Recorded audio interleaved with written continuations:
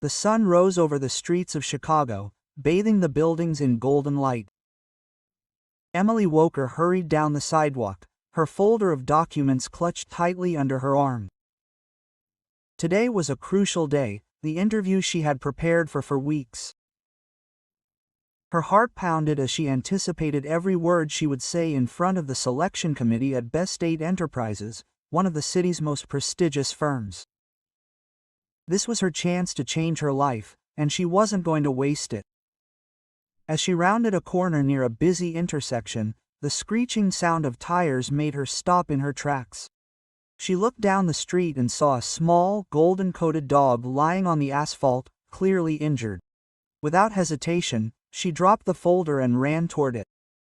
"Oh, little guy, are you okay?" she murmured. Her hands shook as she stroked the animal's head. It appeared unconscious, its breathing was ragged, and it was not wearing a collar.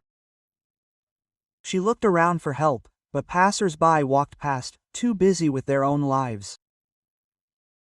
She couldn't leave him there. "What do I do now?" she thought. She scooped the dog into her arms, ignoring the blood staining her blouse, and ran to the nearest vet, which she remembered seeing a few blocks back. The clinic was quiet, and the receptionist, a young woman with curly hair, looked at her in surprise as she entered with the injured animal. "Please, help me. I found him on the street.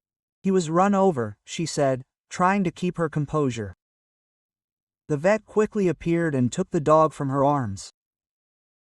"We're taking him to intensive care. He was right to bring him here right away," she said before disappearing behind a door. Emily stood in the waiting room, her mind torn between the dog's condition and the interview that should have already begun. She pulled out her phone to call the company, hoping they would understand her situation, but no one answered. She slumped into one of the chairs, staring blankly at the floor. The minutes passed slowly until the door of the clinic opened and the vet returned with a serious expression. "We've stabilized the dog, but his condition is critical. He'll need constant observation." "Is there anything I can do?" she asked. "Stay in case we need more information, and if the owner shows up we can let you know." Time seemed to stand still. Every sound in the clinic was a discordant note in the silence of her mind. She tried to convince herself that she had made the right decision. Saving a life is more important than any job, she repeated to herself, even though she knew the cost could be high. Finally, she checked her phone again. There were several voicemails from the company, each one sharper than the last. "We regret to inform you that your lack of punctuality is not tolerated at Best Hate. Your interview has been cancelled. Thank you for your interest." Her hands trembled as she read the words. She had lost the opportunity she had fought so hard for. However, when she looked toward the door that led to the injured dog, she felt an unexpected peace. At least he had a chance, thanks to her decision. She rose from her chair, determined to wait as long as it took. She would not abandon him now. The hours passed slowly in the small waiting room. The muffled voice of a newscaster on the television barely broke the silence. Every so often, the vet would come out to give an update. "He's still stable, but his condition is still critical," it said, and Emily nodded without moving from her seat. The words of rejection from Best Hate Enterprises echoed in her mind louder and louder. If you're enjoying this story, don't forget to subscribe to be the first to see our next videos. Thank you for your support. Let's continue. She had tried calling them several more times to explain what had happened, but all the answers were blunt. "Unfortunately, there is no longer an opportunity to reconsider your application," they said in the last message. The cold and distant tone of the assistant who attended to her made the rejection even harder to accept. What fact? He thought. His career depended on this interview. Yet every time he doubted his decision, he remembered the little dog's anguished gaze, his life hanging in the balance. He couldn't leave him, he repeated to himself. A few hours later, the vet came out again, this time with a slight look of relief. He's responding well to the treatment. He'll have to stay here a few more days, but it seems he's going to pull through. The relief was immediate, though mixed with a newfound concern. And if no one claims the dog, he asked. In cases like this, it's usual for him to go to a shelter after he recovers if no one shows up, the vet explained. The idea of the animal ending up in a shelter was unbearable to him. He had done too much for him to leave him alone. "Oh, I want to stay here until he's fully recovered," he said without hesitation. "He doesn't have anyone else." The vet smiled at him sympathetically. "What he's doing is admirable. Not many people would stay." The room began to empty out as the afternoon turned to evening. She couldn't help but think about the consequences of what she had done. Losing the opportunity at best would not only have been a blow to her career, but also to her financial stability. She didn't have enough savings to support herself for long without a steady income. However, something inside her told her that, despite everything, she had made the right decision.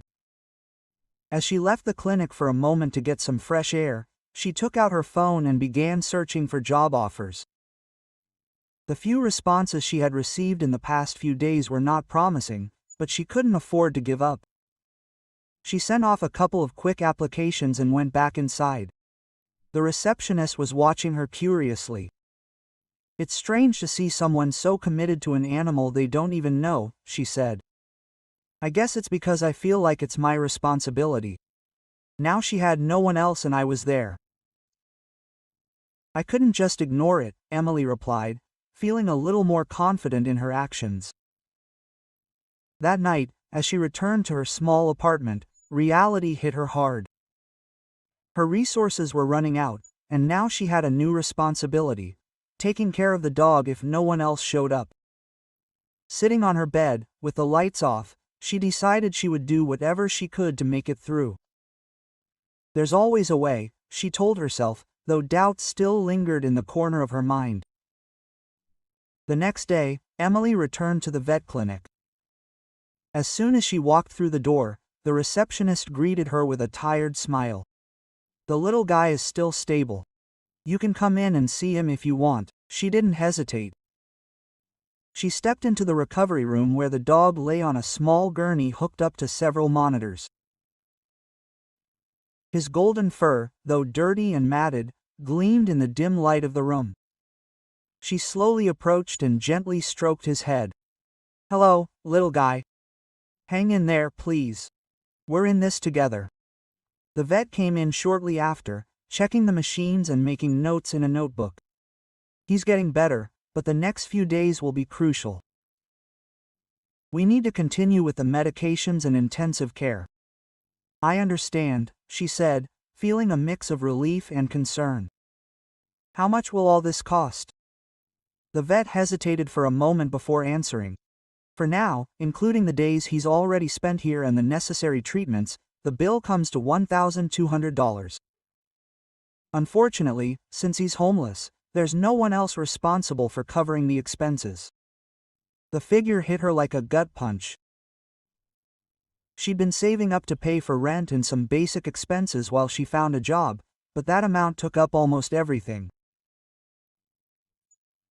She looked at the dog, who was breathing easily. "I can't leave him alone," she murmured, more to herself than to the vet. "Can I pay him in several installments?" "I understand your situation," the vet replied in a sympathetic tone. "We can split the payment into 2 installments, but the first one has to cover at least half of the cost so we can continue with the treatment." She pulled out her wallet and checked her accounts on her phone. With trembling hands, she handed over the debit card. "Here it is. I want to make sure he gets everything he needs." When the transaction was complete, her stomach felt empty. Her savings had dwindled drastically, and now the thought of how she would pay for her own expenses worried her, but looking at the dog made her feel strangely at peace. "This is the right thing to do," she kept telling herself, trying to convince herself that she had done the right thing. That afternoon, as she left the clinic, she walked through the streets, thinking about how she would resolve her situation. She opened her phone again to check the responses to the job applications she had submitted. Several had already been rejected, only a few remained pending. Each negative message seemed to sink her deeper, but she forced herself to keep searching. I can't give up now, she told herself. Back in her apartment, she opened the pantry to prepare something to eat. There was little left, a couple of cans, some pasta, and a packet of rice. This will have to last, she thought as she poured water. Dinner was simple and quiet, but each bite reminded her of the effort she was putting into staying afloat. That night, as she tried to sleep, her mind raced. She thought about the missed interview, the money she had spent, and the uncertain future that awaited her. Yet every time she considered the possibility that she hadn't helped the dog, that burden lightened a little. At least he'd have a chance, and that's all that mattered. The next few days were a routine of clinic visits and job searches. Every morning Emily went to check on the dog, who was showing signs of improvement. He had already opened his eyes and was starting to move his legs a little when she was around. "Hey, champ," she said, smiling genuinely for the first time in days. "I knew you were strong." The vet kept her informed of every little development. He'd be out of intensive care soon, but he'd need constant care at home for his full recovery. She knew what that meant. If no one claimed him, she'd have to take him. Even though she didn't know how she could support him with the few resources she had left, she'd already made up her mind. "I'll take care of him. I can't leave him now that he's come this far." That night, as she drove home under cloudy skies, she felt the weight of her decisions, but also a strange sense of pride. She'd sacrificed so much, but she'd done it for something that truly mattered. A week later, Emily got the call from the vet she'd been waiting for. "The little guy is ready to be released from intensive care," the voice on the other end of the phone said. "But he'll need to continue taking medication and following a special diet while he recovers at home." She took a deep breath before answering. "I'll take him with me. Don't worry, I'll make sure he's well taken care of." When she arrived at the clinic, she found the dog waiting for her in a small stretcher, her gaze filled with both gratitude and curiosity. He was smaller than she remembered, with a fragile body but bright eyes. She wrapped him carefully in a blanket that was offered to her and picked him up in her arms. "Welcome home, my friend," she whispered. On the way to her apartment, the dog's weight was light, but the responsibility she carried with him felt immense. Finances were stretched thin, and although she had sent out more job applications, the responses were still discouraging. Each time she received a rejection email, her stomach knotted. Yet every time she looked at the animal, her conviction was renewed. In her small apartment, she improvised a comfortable corner with an old blanket and a bowl of fresh water. "He'll be safe here," she said as she gently stroked his head. The dog looked at her and wagged his tail slightly. That simple reaction brought a smile to her face. "I'll call you Max, at least until your real name comes out." The next few days were a whirlwind of care. Between vet visits and sleepless nights making sure Max was comfortable, her time to search for employment was limited. Yet each time she sat down at her computer, she sent out more applications, looking for any opportunity that might keep her afloat. One afternoon, as she walked with Max in the nearby park, she received a call. It was another job response, but this time the tone was even sterner. "Thank you for your interest, but we prefer candidates who demonstrate total commitment. Punctuality is key at our company." She hung up, feeling frustration welling up inside her. Sitting on a bench, she watched Max slowly fiddle with a small twig. "Did I do the right thing?" she wondered quietly. The lack of income was starting to weigh on her, and her worries about the future grew greater by the day. But seeing Max's simple happiness gave her a sense of respite. That same night, As she reviewed the bills, she realized that her situation was dire. Not only did she have to cover basic expenses, but she also had to pay Max's medications and the rent, which was coming due soon. I have to figure something out soon, she told herself, feeling the weight of urgency. The next day she received an unexpected call. "We've seen your application for the administrative assistant position," a woman's voice began. "We'd like to schedule an interview for tomorrow." The relief was immediate. "Sure, I'll be there," she replied excitedly. However, the joy was quickly replaced by nerves. This could be her last chance before she ran out of options. That night, as she tucked Max in for bed, she spoke to him in a low voice. "Tomorrow's a big day, my friend. If all goes well, we can get out of this hole." The dog, as if understanding, snuggled up close to her. Emily knew she couldn't afford to make any mistakes. This time she had to prove that despite recent challenges, she was still a strong and capable candidate. Morning came with the sound of her alarm. Emily woke up with a mix of nerves and hope. Today was the interview that could change her situation. She made Max a quick breakfast and checked his clothes carefully, looking for an outfit that would project confidence, even though her nerves were playing tricks on her. "Wish me luck, little guy," she said to the dog, who watched her from his corner with his bright eyes. She closed the door behind her, feeling like each step brought her closer to a new possibility. The office was in the center, a modern building with large windows. Upon entering, she was greeted by a receptionist who asked her to wait. Each minute in the room seemed to last an eternity, but she forced herself to remain calm. Finally, a woman in an impeccable suit called her name. "Emily Beer." "I'm Sarah Michi, the HR director. Please follow me." Sarah's office was bright, with a stunning view of the city. The interview began with the usual questions about her experience and skills, and Emily answered confidently, focusing on her past accomplishments. However, when the conversation turned to her recent employment situation, the mood changed. "I see you had an interview with Best State Enterprises recently, but you didn't show up," Sarah commented with a raised eyebrow. "Yes, that's true," Emily replied with a lump in her throat. "That day I found a dog that had been run over on the street. I took it to the vet and couldn't get there in time. I tried to contact them, but they didn't understand my situation." The woman watched her in silence for a moment and thought that this was the best decision considering the importance of this opportunity. Emily took a deep breath. "I know that from a professional perspective it may not seem like it, but at that moment I couldn't ignore a being who needed help. It was a matter of humanity." Sarah inclined her head without showing emotion. "That's an interesting answer. We'll review your case and get in touch."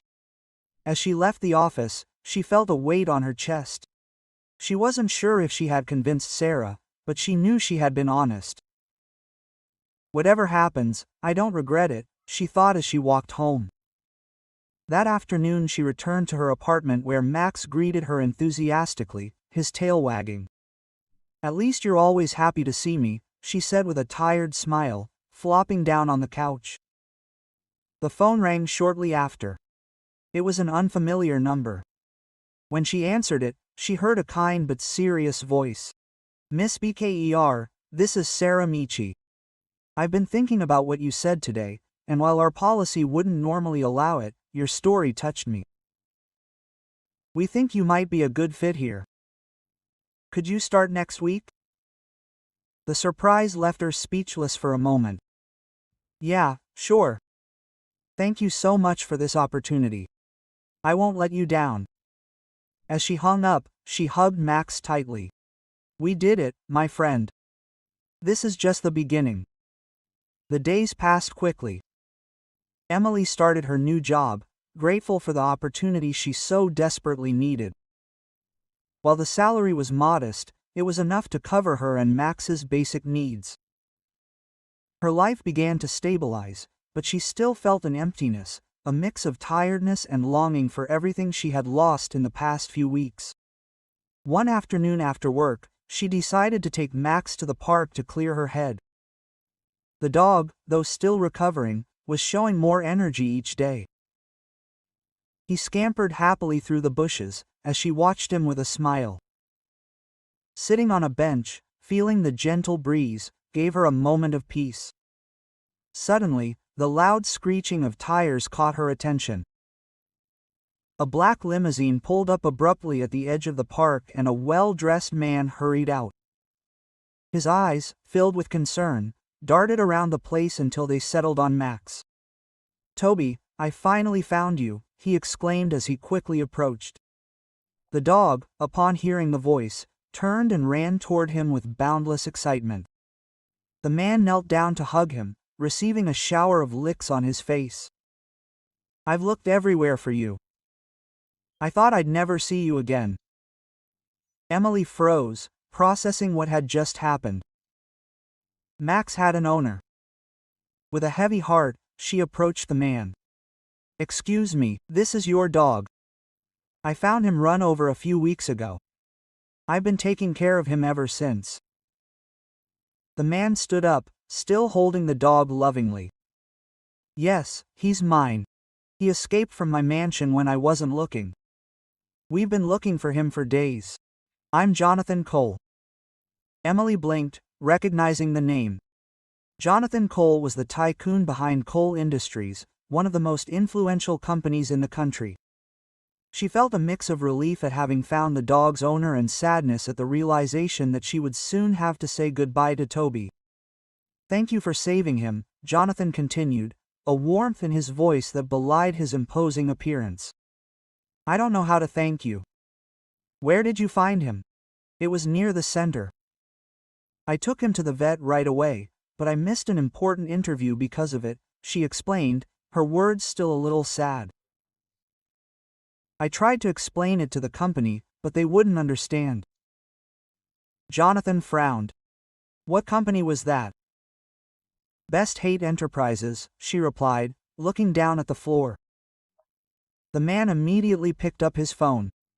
"Best Hate. What a coincidence, it's one of my subsidiaries." He made a short, direct call. "Get me the HR manager of Best State now." Emily watched him, stunned. Jonathan ended the call in a matter of minutes and turned to her. "I spoke to them. You'll be getting another call very soon, and if you don't, I'll consider making some changes to your team." She could barely process what was happening. "I don't know how to thank you." "I'm not the one who's indebted," he interrupted. "Toby is like family to me, but there's something else." He paused for a moment as if assessing the situation. "Toby seems to have grown fond of you. If you're bothered, I'd like you to continue spending time with him. You can visit us whenever you're ready." Emily looked at the dog, who had been happily snuggling between them. "I'd love to," she replied excitedly. That night, as she walked home, her phone rang.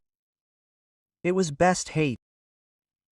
"Miss BKER, after reviewing your case, we'd like to offer you another opportunity to interview with us." She hung up with a smile, feeling the pieces start to fall into place. Toby had brought not only love into her life, but also an unexpected connection with a man who could change her destiny. The next day, Emily showed up at Best State for her interview. This time she was greeted with a completely different attitude. The manager, who had been cold before, was now cordial and interested. The conversation flowed smoothly, and her answers seemed to impress everyone present. "We'd like to offer you the position," the manager said with a smile as the interview ended. Emily acknowledged the offer and left the office feeling strangely relieved. It was a significant opportunity, but something didn't quite add up. She already had a job, albeit a lowly one, and she had begun to settle into it. However, that afternoon she received an unexpected call from Jonathan. "Emily, I know you already have a job," he began in a calm tone, "but I would like to ask you to consider accepting the position at Besta." As a token of your appreciation, I would love for you to contribute to the success of one of my companies. I know you will do well there." The sincerity in his voice gave her pause.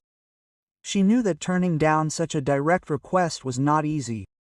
"Okay," he finally replied. "If this is important to you, I will accept the position at Besta." Jonathan seemed relieved. "Thank you, Emily. I know you will make the best decisions there." After hanging up, he called Sarah Michi, his current boss, to explain the situation. He told her about Toby, Jonathan, and the connection to Besta. "I understand if this causes inconvenience," she said sincerely, "but this opportunity is something I can't refuse." To her surprise, Sarah was understanding. "Your dedication to Max and Toby has already shown us who you are. While I'm sorry to lose you, I wish you the best in this new chapter." With her mind set, Emily prepared to start her new job. The first few days at Bestate were challenging, but Jonathan, though distant in his position as CEO, made sure to stay in touch. He would often invite her to his mansion so she could see Toby, who would get excited whenever she appeared. During these visits, the conversations between Emily and Jonathan gradually became more personal. What initially were brief chats about Toby and work, soon turned into long discussions about their lives, their dreams, and the experiences that had shaped them. Visits to Jonathan's mansion became a regular part of Emily's week. Toby, his energy restored, would run to meet her every time she walked through the door, while Jonathan waited nearby, watching with a smile. Although initially they limited themselves to talking about the dog's progress and the developments at Bestate, their conversations soon took a more personal turn. One particular evening, after an intense meeting at the office, Jonathan invited her to dinner on the terrace. It was a balmy evening with the city lights sparkling in the background. Distance. An intimate atmosphere surrounded them with Toby lying peacefully at his feet. Jonathan poured 2 glasses of wine and after a sip broke the silence. "Have you ever thought about how small decisions can change everything?" His voice was calm, but there was a hint of introspection in it. Emily nodded, turning her glass in her hands the whole time. "Sometimes I wonder what my life would have been like if I hadn't picked up Toby that day." He looked at her, his eyes showing a glint of gratitude. "If you hadn't, I'd probably still be lost. And I'd still be stuck in a rut without realizing what really matters." She looked at him curiously. "What really matters to you?" Jonathan took a deep breath, as if he were choosing his words carefully. "Connection. We spend so much time chasing goals, accumulating achievements, that we forget what makes us human, relationships, supporting each other. Toby reminded me of that, but you made it even clearer." Emily felt a heat rise to her cheeks, her heart pounding. "I don't know what to say. I don't feel like I've done anything extraordinary." Jonathan leaned toward her slightly, resting his elbows on the table. "You've done more than you can imagine. You've shown me a kindness I didn't expect to find in someone I barely knew. And that's extraordinary." The night progressed with more confessions. Jonathan told her about his childhood, growing up without many trusted figures and his fear of opening up to others. Emily shared her own fears, her struggles to find stability, and how Toby had filled an unexpected void in her life. Finally, Jonathan stood up on impulse. "Emily, I can't keep this to myself anymore. Ever since you came into my life, I've felt something I haven't felt in a long time. I think I'm in love with you." The air seemed to still for a moment. She looked at him in surprise, but deep down his words resonated with what she had been feeling herself. "I feel the same way too," she replied sincerely. "But all of this scares me. You're someone who seems to have it all figured out and I'm just finding my way." Jonathan took a step toward her, taking her hands in his, gently. "No one has everything figured out, but with you I feel like I can face anything. What matters is that we do it together." That night under the stars they took the first step towards something bigger. A soft kiss sealed their confessions, marking the beginning of a relationship that promised to be as solid as it was unexpected. The following months were a whirlwind of emotions and growth. Emily and Jonathan found a rhythm in their relationship that balanced their intense work schedules with quiet moments together. Toby, always in their midst, seemed to be the glue that held their lives together. Dinners on the terrace became weekly rituals where they talked about everything from business strategies to anecdotes from their simpler days. Jonathan found that he could trust Emily completely, something he hadn't done with anyone in a long time. For his part, she felt valued and understood not only as a professional, but as a person. One day, while walking through an exclusive park on the outskirts of the city, Jonathan stopped by a lake. Emily looked around, enjoying the calm when she noticed him watching her with an unusual intensity. "What's wrong?" he asked with a smile. Jonathan reached into his jacket pocket and pulled out a small case. "I've been thinking a lot about this moment," Emily began. "Everything has changed since I met you. Not just because of what you did for Toby, but because of what you've done for me. You've shown me a different world, one where I don't have to carry everything alone." She looked at him, her eyes beginning to fill with emotion. Jonathan opened the case to reveal an elegant, yet discreet ring. "I want you to share that world with me. I want us to be together, not just now, but forever. Will you marry me?"